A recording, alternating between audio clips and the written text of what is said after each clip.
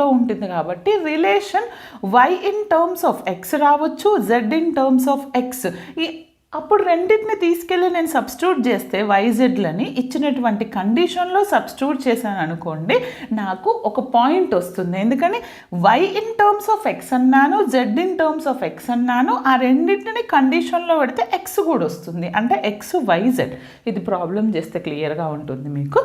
అప్పుడు నాకు వచ్చినటువంటి పాయింట్ నేను ఏమంటాను, స్టేషనరీ పాయింట్ అంటాను. Remember that point, stationary point అనండి.